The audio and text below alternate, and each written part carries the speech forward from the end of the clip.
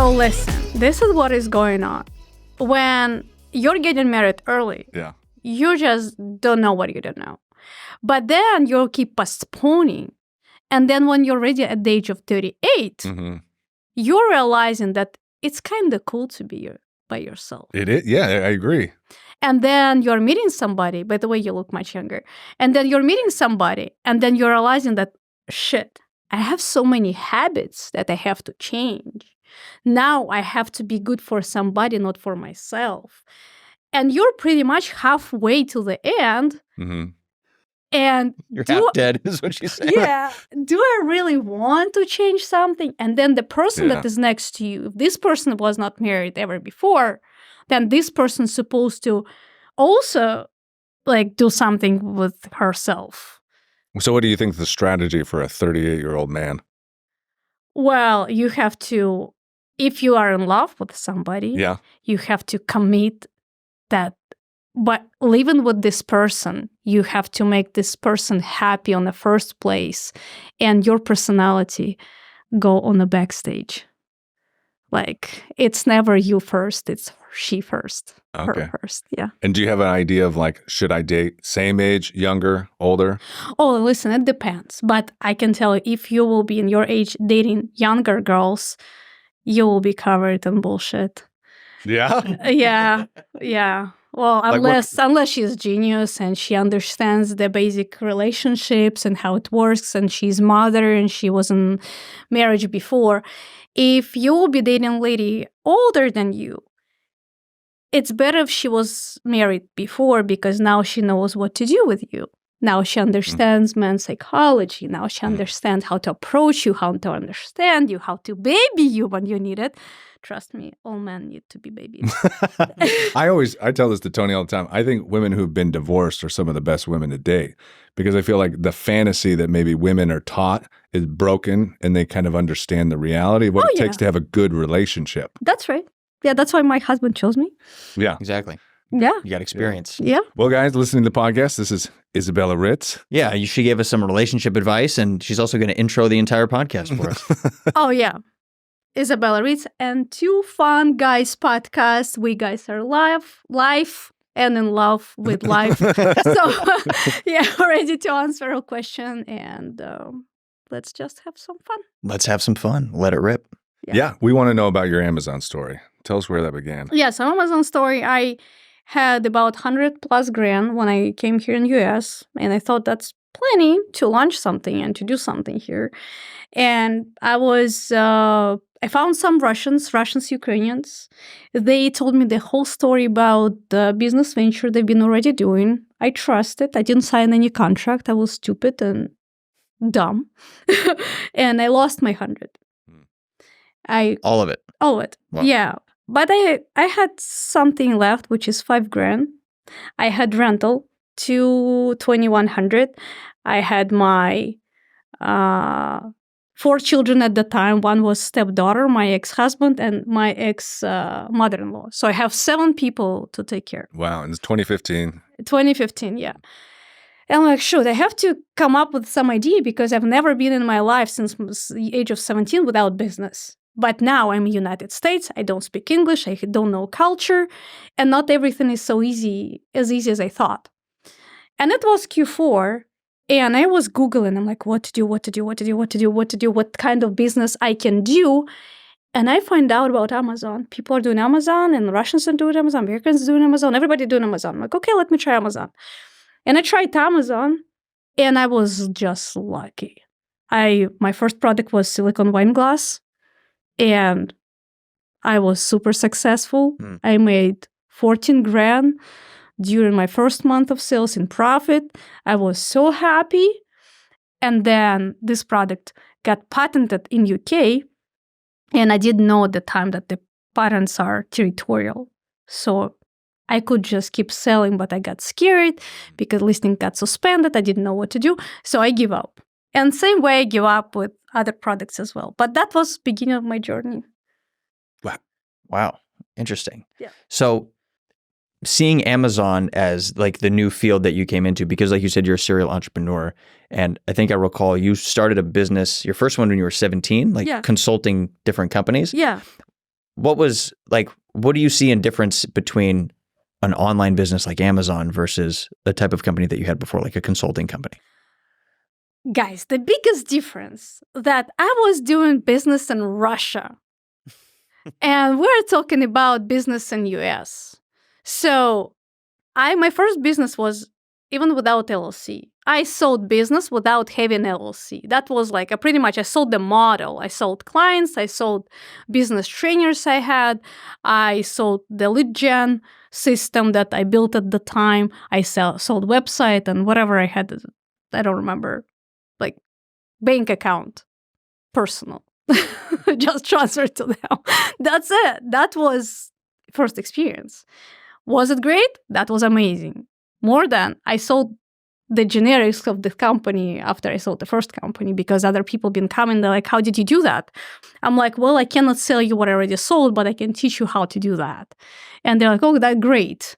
So, and I sold to each one of them for additional $6,000. So I sold my company for $35,000. And then for each consulting, I charged $6,000. And I was at the age of 18. So I was just reckless. That's a good type of reckless, though. I was reckless when I was 18, and I definitely didn't make $35,000. Yeah. I spent that, though, probably. Oh, being reckless. That's great. You had something to spend. How did you discover what you were going to sell? Because you probably didn't know about tools like Helium or Jumbo Scout. No. Like, did you just have like a sense? Or like, how did you go about figuring out like, I want to sell this product? That was just, I was just Were you just like in a store one day and you're like, the only software I found that was Hello Profit. I've never seen them in the market since then. And I somehow was just trying to understand what's like these charts are talking to me and like, oh, this one is actually selling. This one actually was the Jolt, the one that became like pretty big brand and they're everywhere right now. And I tried to compete with him back in the days. I was thinking that it's just some random person doing it. That was a big brand. I found that they're making good sales. I'm like, why I cannot be better? So yeah, I just decided that I'm going to sell that product. That's great. And then you said you stopped selling. Yeah, I stopped selling that product, of course. After that, I launched, I don't know, dozens different products. A lot, including supplements and skincare and electronics. What was your success rate on those dozens of products? Good question. Never calculated, but I can tell you I lost more than $2 million in total. It's good you had something to lose. Well, I was making revenue and I was losing, and I was making money and I was losing. So we crossed our 7th fig when it was 2017, and we were not in profit. We had the revenue, but we were not in profit. We started being profitable like 2018, 2019, 2020, 2021. We exited 3 accounts, and then I took a little bit of break. And then now we are selling again. Yeah, you started again. Yeah. Oh, yeah. It's very hard to be without sales. Trust me, when you cannot pull your sales on Amazon and see what happened for the past hour. Yeah, I've checked it probably 700 times today. Yeah, we're now addicted to it every day. It's just see it's the sales, see the sales. When I'm traveling. It's the best dopamine. Yeah, when I'm traveling, I'm always removing my app. And please do that. Smart. Because it's a good idea.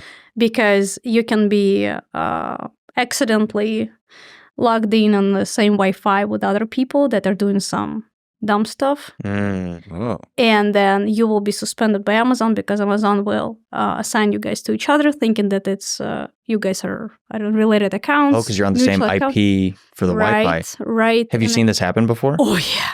Really? Oh, yeah. And that's really interesting. And I can tell you a lot of scary stories. I have a client in the past. He was my client in the past. He's a great guy. His brand is UG, super big brand, Ukrainian brand. I was helping them to rank their accounts back in 2016, 17, somewhere there. And he knew that I was always warning people that you should not do that. You should not log in under the same Wi-Fi with other people. But he did. And these people did something bad. And he was selling at about $3-4 million a year. No, he doesn't. And no matter what he did, Shut down his entire account? yes. And no matter what he did, he hired attorneys, he hired a lot of people to help. Nobody was able to help. Does he know where he crossed the line, or? Just they've been logged in with these people, and these people were doing some type of like drop shipping, or I don't remember. They just did not follow Amazon TOS, and because they've been friends and they logged in under the same Wi-Fi. Okay, so if we're traveling, so like even if we go to that party tonight, should we still need our app? Yes. Okay. Or just what if we just don't sign into the Wi-Fi? Or just don't send on the Wi-Fi. Just don't keep your Wi-Fi in your app. Just keep in mind that a lot of other people will be at the same time on the same place. So things are happening, sometimes very weird. And if you don't want to run into the issue, just try to avoid it. Yeah, Amazon is so finicky with all these little rules that nobody knows about, and they never tell you any of the rules. Oh, either. no. You ask a question, they're like, that's proprietary. You're not allowed to know about that. Yeah, you don't. It's like the IRS. It's like, you owe us money at the end of the year. We're not going to tell you how much money. You have to guess. And if you guess wrong, you go to jail. Yeah, if like when you do this extension part, this year I also ran into the issue. We filed extension, but the extension didn't go through, but they withdrew money from the account. And when we filed the taxes, I got penalty for like $8,000. And I'm like, why do I have to pay penalty? And they're like, because you didn't file an extension block, but you withdrew money on time. What happened? So yeah, we had to prove them that we did it on time. So the IRS loves you. I think it's interesting what you said about, you lost $2 million and it took you quite a long time to make profit. And I think that's something we're trying to also figure out, new sellers, as you're getting higher and higher numbers of sales every 30 days, how do you actually turn over a profit? Like, what are things people should really be aware? What are like the key things to try to dial in from the beginning to get that profit sooner? Or is it more about just scaling as big as you can and being patient and waiting? Let me ask you the question. Yes. What is making you more excited? To see $100K a month in the revenue, or to see profit $25,000 on your bank account? Profit. I mean, they both give me some good dopamine, but the payout is definitely a higher kick. Yeah. So if you will go to the party tonight and you'll say, guys, I'm selling $100K a month. And they will ask you, oh, that's great. You're doing great. Let's do now reimbursements. Let's sign you up with new PPC campaigns. Like, let's do all the services. But then how much money you're actually taking home? So what is happening at some point when you already paid to play, then this is the moment when you're already on a page one. You are taking the majority of the market with the keywords. And here we have to stop and think, how can we optimize our listing right now and our sales to actually make profit? Because we have three main components: is the product, traffic, and conversion. And we never can fix the product, but if you're already making money, that means this product is, at least people like it's it. Validated. It's validated. People are purchasing. But then how can we fix the marketing? Sometimes people are not paying attention to the very important things. Like, you have Helium 10, guys. So look at the title in the relationships in between title density, keyword sales, and the demand. Sometimes title density is 0. For those of you who don't know what it is the frequency of how many times the keyword is being mentioned with your competitors, at your competitors' titles. So if the title is carbonated water, mango, and strawberry, and nobody is using this keyword in this specific way in the title, but we have a demand, for example, 1,000 searches a month, and this specific keyword can bring you 500 in sales, then probably you should do that instead of just selling carbonated water. So try to get a really long tail keyword almost in your title. We don't know if it's a long tail or if it's a short tail, or if it may be just a couple of root keywords. We just really have to take a look at Helium 10 and compare maybe some of the data with DataDive and see where you guys can win. And then when we figure out your keywords, from there we have to take a look. Are we actually presenting on our listing everything that is your customer avatar is searching for. Why I'm buying this? Because it's healthy or because it's a stainless steel can? Or it's mango flavored. Or it's mango flavored, or it's something else. Or I'm buying because I want to look cool in front of you drinking this. Interesting. So the main approach when you want to increase your conversion is to sell the experience. By selling experience to your client, you're increasing your conversion. So now I'm saying, oh, you're in love with mango. Here is the drink that can make you happier because XYZ. And it will not be 0 calories, which is also important, by the way. And like stainless steel, how many ounces? 12 ounces and something like that. So people love to include features, but not experience of the product.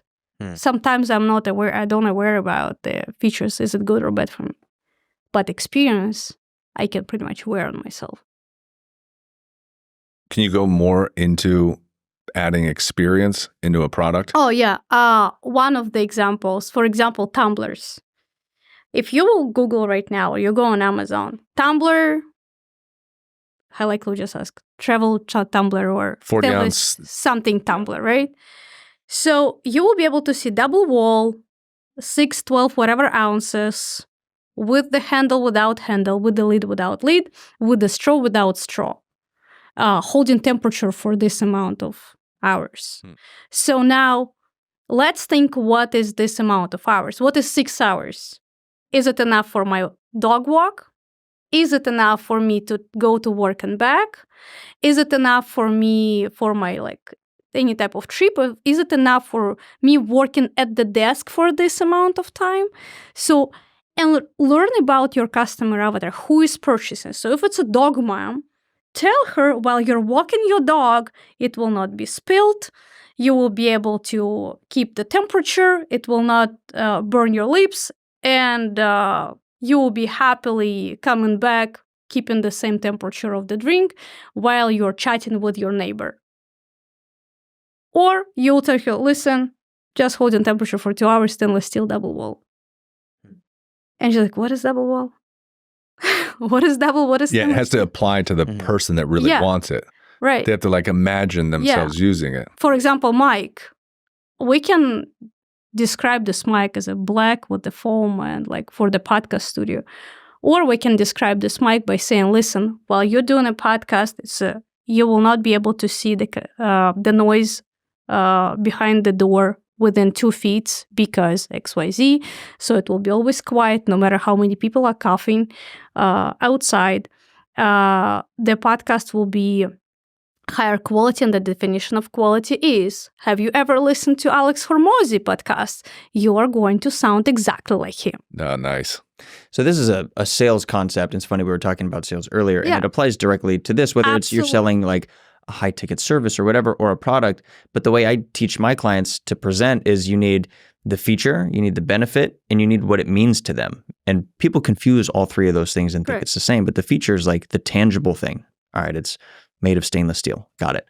The benefit is what does stainless steel do? Why is it good?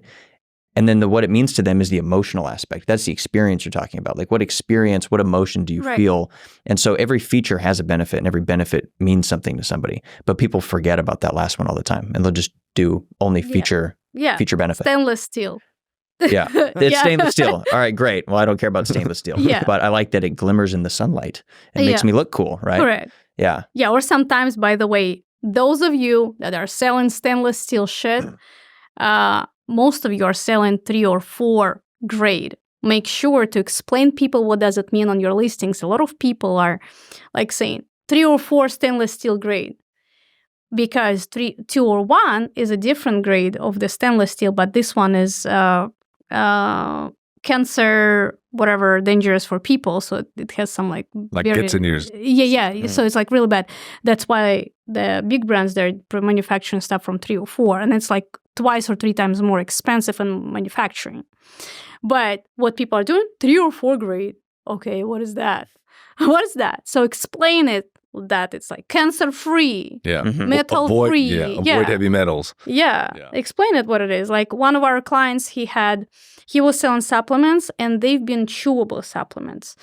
And he's like, people are leaving me bad reviews because my product has this taste, but this taste is supposed to be in the product because it's organic, it's natural, and my competitors, they are adding flavors and they're mixing up this ingredient, and it's not working that well. I'm like, then tell it on your listing and people will understand. As long as you have this taste of the supplement, that means it's going to work. And if you don't have it, that means it's not going to work. The moment you change it, 0 negative reviews. Wow. Is this how you work with clients? You know, say we came to you and you would kind of analyze things and go, you're missing these emotional pieces and kind of analyze something. Can you go into how your whole business works? Because I know you sell products, but you also have Ritz Momentum. Can you kind of give us an overview? And we want to dive into some of that. Here's, like, we can work with people, the majority of the people that are coming, they're like, I don't know what to do. At all? Yeah. Like zero knowledge. So, including, guys, experienced sellers. Yeah. And we have a lot of experienced sellers that are coming. They're like, we're at 7-8 figure, but we've been lucky. We don't know how to repeat the same experience. How do we get some of that luck? We're working really hard. Where's our luck at? Where's our 7-8 figures? Oh, you got to go to Izabella. Exactly. Lucky charm. No promises. No. So, and we're just, most of the products we're getting from big sellers, those are really generic products and they really got lucky. And every single their product you can find on Alibaba, they're not even trademarked. I mean, they trademarked it, but they cannot have patent or something. That's why Alibaba keep reselling them. But if people like you come to us, we will take a look. First of all, in the past, what we've been doing everything manually. We've been literally going through one product to another product, reading the reviews, Googling, doing Pinterest, Instagram, really learning about your product. Right now, you can do it within like 2-3 minutes using Shalix software and Data Dive. You're welcome. Both of you. And what does that analyze? Like, what information do you get? You can get the information about your customer avatar. Oh, cool. So, and it's happening so fast and so simple. Wow. Data Dive summarizing for you every single other avatar you can get from your product. So one of the examples, we recently been analyzing pregnancy pillow. And when we scraped the analytics of the products, we find out that one of the customer avatars, believe it or not, old people, and they use this pillow to relieve their back pain. Would you ever know? I would, because I've used that pillow for my back and hip pain. Yeah. So it's like a new category opens up that no one's maybe now even selling. Now you can reposition the same product for the different avatar. Cool. And they use different keywords that nobody uses for this product. That's phenomenal. So it's so many things you can find out the moment you start analyzing the products. And you can find a lot of mistakes. You can find a lot of opportunities. You can find some gaps that I'm sure you guys have. Everybody has gaps. Oh, yeah, for sure. It's always the room for improvement. What are the most common gaps that you see when new sellers or experienced sellers come to you when you start working with them to scale? If they're already selling, people are getting too comfortable with sales that they're not paying attention to profit and to conversion. People underestimating the power of PPC and external traffic. Mm-hmm. Like really, some people are kind of like, I don't want to do PPC. I'm selling for years. I'm like, listen, you're lucky that you've been selling for years without PPC. But look how many new sellers came here right now and look at the power of their listing and look how they're indexing their listings on the back end. They will kick you out eventually. How do they make sales without PPC? Like I know organic, but how do they get because to the they rank? Launched their businesses like 2012, 2016. Oh, okay. Oh, got it. Grandfathered in kind of. Right, yeah. So Amazon keeps treating these people pretty well, especially if they're playing long game. And we have to keep in mind, every single time you're going on Amazon, you are partnering with Amazon. Who are you making money on the first place? Amazon. If Amazon sees you as a strong and serious seller, Amazon will treat you well back. But Amazon is making money first. Mm-hmm. Amazon, yeah. Yeah, they definitely make their money. They made first. a lot of our Yeah. money. Yeah, they're giving you a lot of opportunities, and you have to understand how Amazon plays, and in this case, you will be able to succeed as long as you're treating Amazon well. Amazon will also hate you if you will have a lot of traffic and your listing will not convert. And this is the problem of new sellers, especially people that are like, I listed my product on Amazon, I don't have any sales. Great, what did you do to have them? I launched PPC on Auto. I'm like, okay, great. That was in 2016, 2017. It worked. What else? Nothing.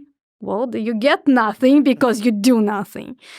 People just don't know what they don't know. And Amazon's very technical. It's a lot of layers. People just hesitating to learn. And when you understand that it's so many things you're supposed to learn, people are getting scared to learn. And they're just like, whatever, it is what it is. And then they quit. A lot of quitters. Amazon's like an open world AI video game that's like endless. It's like a universe that continues to grow. And like the more we meet amazing people like you, the more we're like, I don't know anything. Camera's over there. I know, I'm looking at you You've though. been looking at me the whole time. But yeah, it's endless in what you can learn. It's pretty amazing. Do you have other case studies you can share? I'm curious. Oh, yeah.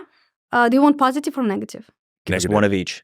Negative. Yeah, let's look at a little smorgasbord. Listen, you go on Instagram, there are so many positive stories.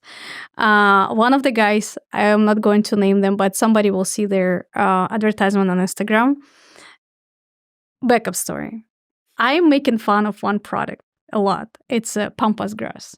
What is it? Pampas grass. What is it? Oh, pampas grass is like fake grass? this fake grass. Yeah. It's dried grass. It's not really fake, but it can be It's fake. like the long grass Yes. that people use for decorations. So it was very popular, I believe, 2020, 2021, 2019.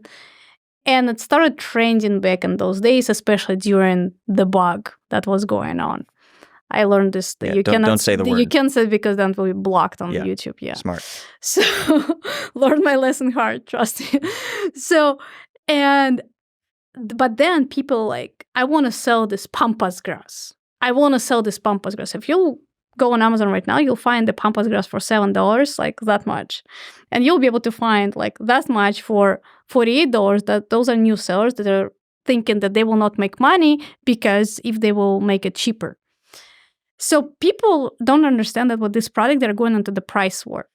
And we have approximately 1 per 10 requests. Like out of 10 requests we have, one person is asking about pampas grass. Really? Yes. So if I'm going to pampas grass and bedding, and I'm like, okay, let me just create the video about this pampas grass.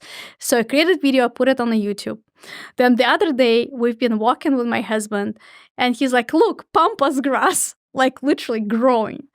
And I am filming, and I am posted on my Instagram. You can be rich with pampas grass only if you are selling this pampas, if you are growing this pampas grass yourself.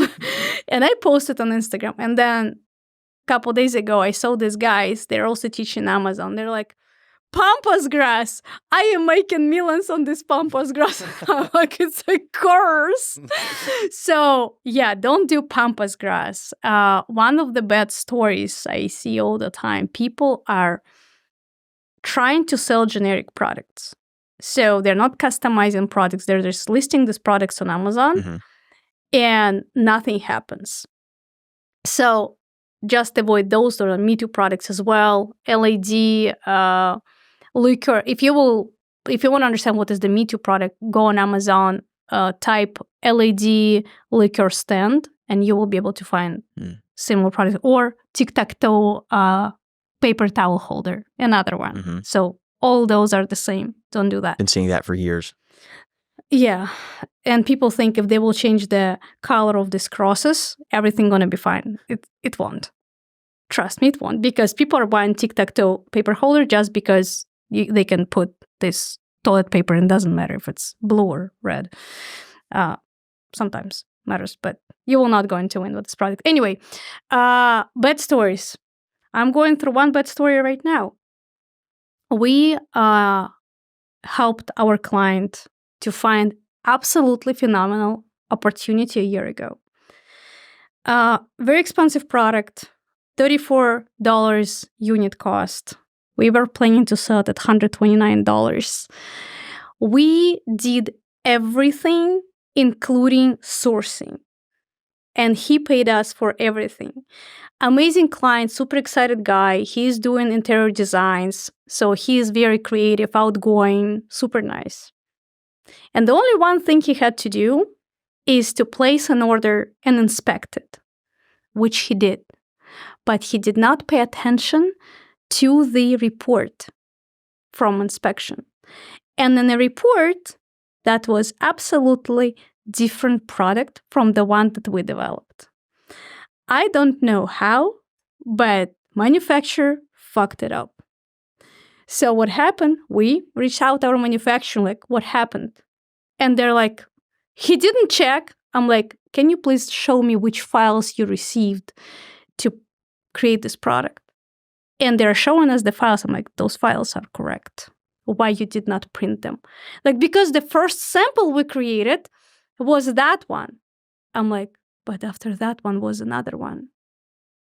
So at the end of the day, we're facing right now the situation where the product is on Amazon, printed wrong, and we have somehow to make money out of it.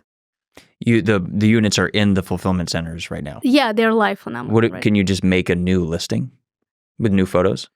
Well, the thing is, the way how they print it, I can actually disclose it. It's a case study product. We plan it to do. It's a case study. Probably we still will. We'll just see how it goes. It's a Two Fun Guys exclusive. Yeah, really. First time live. That's a pickleball USAPA approved product, which is super saturated as USAPA approved, as pickleball.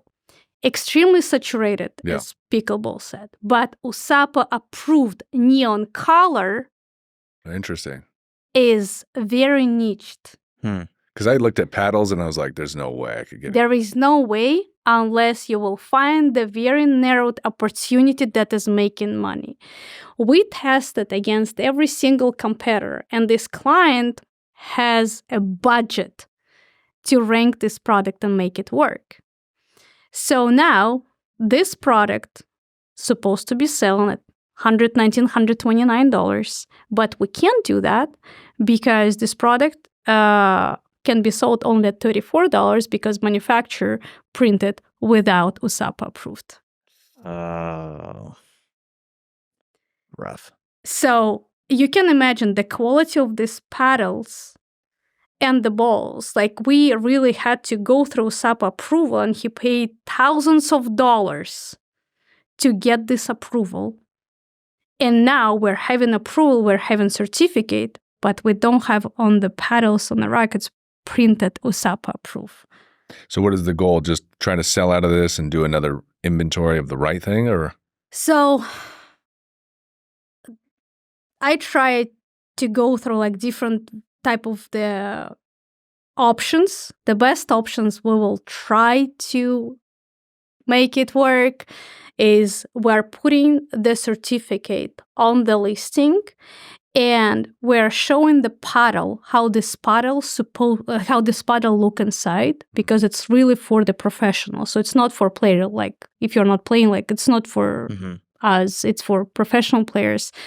So we're going to show the layers of this paddle, the weight of the ball, because it's important, and we'll learn every single piece, I would say, think about this game that USAPA, this association, they care about.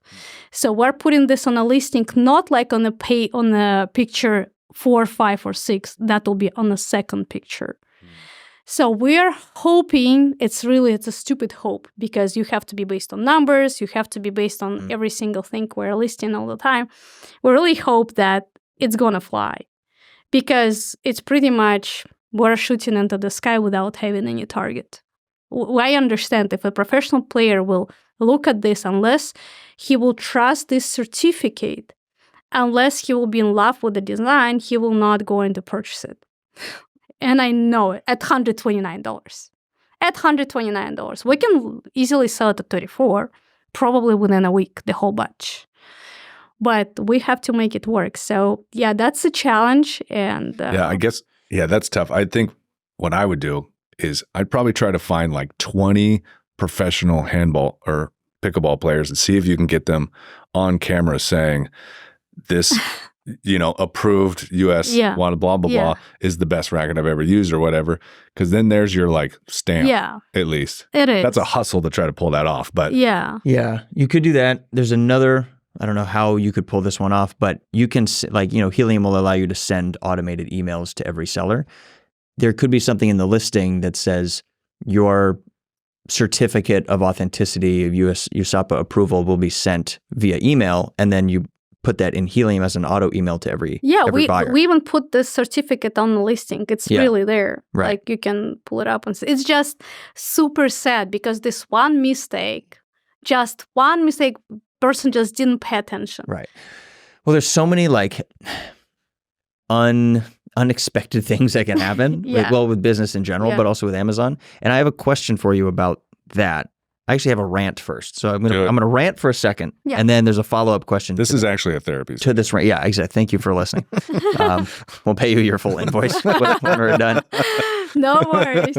So the world of Amazon now, there's so many gurus and like people online. Lambo gurus, Yeah, Lambo gurus. I want to show you like, I started with Amazon with $1,500, whatever. And now I'm a millionaire. Now I have XYZ and you can do it too. And all this stuff. And they say, all you need is $5,000 to start on Amazon. 300. Yeah, or 300. If anybody says 300, I'll find them and punch them in the face. That's insane. And I'm of the camp that you need, so this podcast, we've had a couple like very Amazon-centric episodes. And we've had people reach out, just some listeners, like random listeners, and also our friends that have reached out and said, I wasn't really considering Amazon, but after listening to the podcast, I think I want to do it. Like, is that something I should do? And I tell them, you need 15 minimum. Yeah, right. 15 minimum. Yeah. Like, do not listen to these people that say you can do it for a couple grand. Because they did it maybe 5 years ago when you could do it for $2,000, but now there's no way. There's so many unexpected things that come up, and you're trying to rank at the beginning. So you make an order. You're spending you probably have a high ACoS because you're trying to rank. So you don't actually, and Amazon is so finicky with paying you that you don't ever really make a profit at the beginning, right? So then you need to have enough money for the inventory of the second and maybe third reorder. Right. But nobody ever tells you that. So that's Brandon Young does, and I do. Who does? Brandon Young does, and I do. And Kevin King does too. Well, the good people do, right? The good people do. But we didn't know that at the beginning, right? And so we got ourselves into a pickle where we over-launched. Like we launched a bunch of products because we thought, once it's launched, then you'll make money and you'll be able to pay it off. And then we got into we ran out of funding. And so now sometimes we just sit there with a lack of inventory. So I'm very curious. I went on this whole rant just to tell you and to ask you this. What is your philosophy when it comes to scaling a product on Amazon? Obviously, you're of the camp that you do need more money than a couple $1,000 to do it. But do you have a process and a strategy when it comes to launching and scaling for like second, third reorders? And what do you tell your clients when they come to you? We have 1 hour podcast, right? And I have put it in. Yeah, we got 12 minutes. Yeah, we have a couple more podcasts ahead. You'll come back to episode 2. Long story short, so we have to start with your main goal and with the budget you have. We have a sheet. You guys, if you want to get access free, whatever way you post it, just ask me. I will give you the access to the sheet for free. So you can input amount of how much money you want to make. You have to input how many ASINs you want to launch. And then you're starting to play with the numbers. What is your best spot? So for example, I want to sell at $39.99 one product, but I want to have $30,000 in profit. It's a lot of sales per day, not realistic. Okay, now let's narrow it down. Let's increase the cost, the retail price. Let's increase the amount of ASINs, getting easier and better.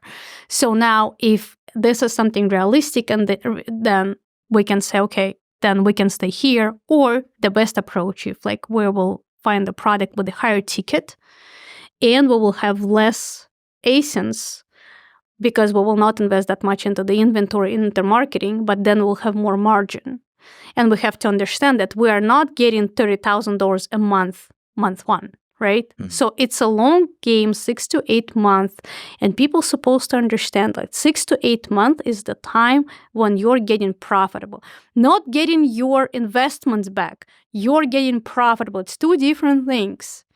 So the moment you're getting profitable, here you're launching new products. And you're not going to the bar or to vacation to Bahamas. You're reinvesting. So you have to like play smart. And as you said, there is no way about $300, $5,000 investment. It's just not realistic. But like Carlos Alvarez said in the past, if he would start everything from scratch with $5,000, he would do wholesale, turn it into the $30,000, $50,000, and then he will do private label. But again, if you don't know how to do wholesale right, you shouldn't do it because $5,000 will just go to the inventory and pay in Amazon fees.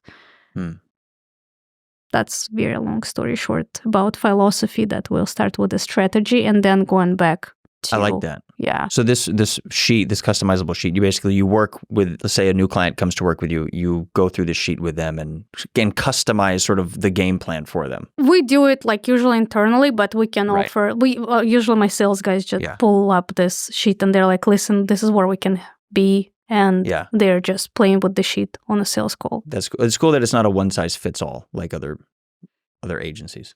I didn't see anybody do it. Yeah. Proprietary. Cool. Yeah. And you guys have access to that sheet. It's Two Fun Guys exclusive. We'll put send us the link and we'll put it in the description. No problem. Yeah. Perfect. Thank you for sharing. And one other question. You came from Russia and what was it, Russia or Soviet Union? I was born in Soviet Union. And then it became Russia. Okay. And you also were a business owner there. And then coming over here, what do you see as the differences between maybe the mindset of American business owners, Soviet or Russian business owners? Like how do they differ? Yeah, so I can talk a lot about it. Long story short, America has rules, policies, approach, and you pay for what you get. Russians, there is no rules, there is no policies. There is always Russian-speaking people, by the way, not just Russians, all of them. I had to really change my mentality here. It was painful. So if you guys are Russian-speaking and you're going through this, it's painful. I understand. But you have to learn here how to do things legal because US doesn't have limits. US lets you do stuff as much as you can. Like you want to make $1 million? Figure it out and do it. Nobody's stopping you back. It's holding you back. Nobody's stopping you. Please do it. In Russia, you have limits, and you have to find the way to cheat the system, and you have to find the way to cheat people on people. So you have to. You're generally speaking, you just covered in a lot of bullshit that you have to go through, and you're always scared. You're literally always scared because unless you are sharing your income with somebody or you're bribing somebody. I was working with government a lot. And I can do it on camera right now. I'm not living there. But when I was having orders from government, and they've been like, listen, we need interior design. I'm like, oh, no problem. They're like, okay, we're designing place right now, but we're going to pay you in 6 months. But you won this trade by default. Just don't forget, you have to pay us 70% of what we will put under the contract. And my 30% was like nothing compared to them, but I was happy with them because that was my price. That was really my regular price. They've been adding 70 on top. So you have to play this game there. And knowing that unless you play it this way, you will never be able to succeed. So here, everything is great and groovy. Like nobody is on your way to do stuff. It's just this healthy competition. What do you think about people that, I don't know, to me it kind of seems like maybe a lot of people here are a little soft. Like it's easy to complain about things when there's way more opportunity than you would have somewhere else. It's a lot of sheltered kids. That been raised in a very conservative families that can talk about sex, can talk about drinks or something, and then they're going to the real life and getting fucked. So that's happening a lot. I see how it's happening a lot in the United States, but at the same time, there is always a choice. And I see a lot of successful people that been raised in the poor families that knew what they supposed to chase, what goals they supposed to achieve, the path they supposed to choose. So it's not just about US, just US has these conditions to kids to be sheltered more, because here you have everything. You have a library where you can go and do 3D printing classes. Come on. None of other countries, I believe, has it. Yeah, I think it's important for, entrepreneurs in the U.S. to understand the perks that we have, because until you talk to, like someone who's immigrated here, you actually don't have a real mirror to reflect the opportunities we have. And I think that's interesting to hear from you, like, what are those? Because when you're in your own culture, you sometimes just don't know what you have. Yeah. You don't know how good it is. Yeah. And I think, to hear a little bit more about that would be, I think, motivational for, people listening to this episode. At 18 years old, you have perfect credit score. In other countries, it does not exist. You can get the super expensive car at $300 a month and just pay for it and ride this car at 18 years old. You can have loans for your education. Other countries don't have it by default. Your parents cannot have it. In, like, for example, Soviets or like Russia Federation, all these countries, you have to have as minimum as like 20-30%. And it happened lately to put down towards your mortgage. When I was living there, we had to pay only full price for your house or apartment. So that's why a lot of people couldn't buy it. People been living in rent or with their parents because there is no opportunity. You just can't. Here, you can buy your first house with 0 or just 3%, right? And you have a lot of options. You have a lot of choices. Place where I came from, just there is no choices, no options, and you just live in a box. Right now, they even don't have internet access to read everything that is happening in the world except this Russian limits that is treating them. So, yeah, US people just don't understand what do they have. Yeah, I think if you have access to a phone in the US and internet, you can figure out a lot. Oh, yeah. Like, I remember just 15 years ago, you don't have access to all these videos on YouTube learning about business or podcasts like this. I mean, you can hack your education now. And if you're willing to put the effort in, you can be super successful. Yeah. My daughter, she graduated she graduated this year because she didn't want to go through like whole experience of the high school for another year. And she said, this education is fucked. I can do much more things without the education. And she's also part of the agency. She's 18 right now, and she's crushing it. You have one daughter that's very entrepreneurial. Yeah. Is that her? Yeah. Yeah, you will see her at the party tonight. Nice. Yeah. So I totally understand what you're saying about the phone.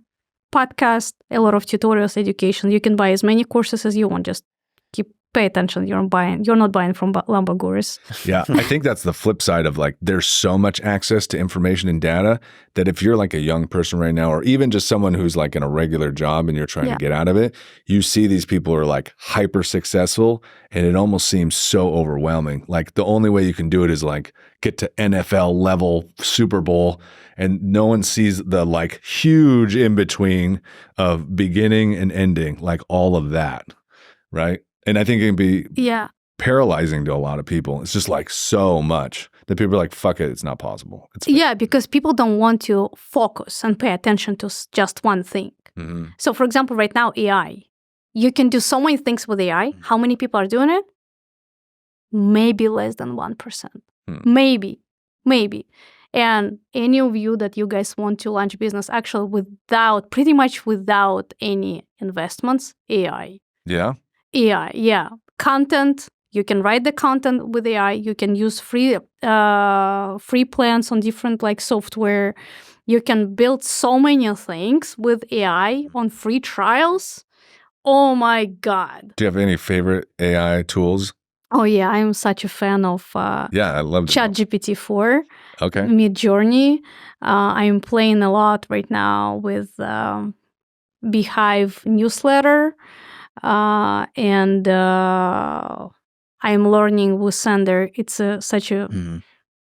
It's okay, but this thing has potential.